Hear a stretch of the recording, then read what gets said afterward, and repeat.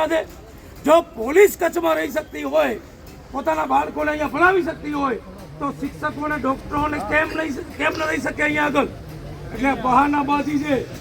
તમને ડોક્ટર ન આપવા, શિક્ષક ન આપવા માટે આ બહાનાબાજી છે.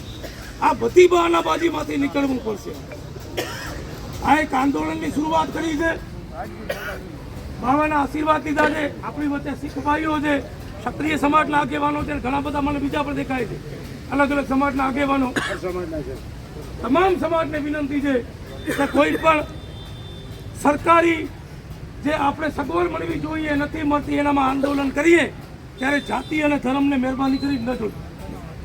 ત્યારે ન જોતા કે મુસ્લિમ સમાજમાંથી છે, દલિત સમાજમાંથી છે, ક્ષત્રિય સમાજમાંથી છે, શીખ સમાજમાંથી છે કે ગઢવી સમાજમાંથી છે, જે લડાઈ ઈમાનદારીથી લડે છે એનો સપોર્ટ જરૂર કરે.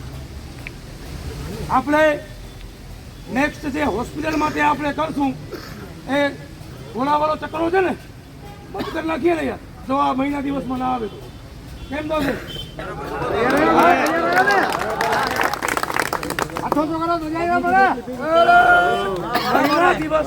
આપણે આ સરકારને આપીએ છીએ.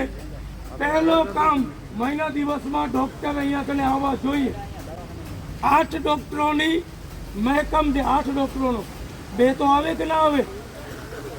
એક ગાયનેકમાં જે મહિલાઓની ડિલિવરી થાય છે પહેલો એ ડોક્ટર, પછી એક MBBS આવી શકે, જે નોર્મલ જે પણ બીમારી છે એની દવા આપતો હોય એ.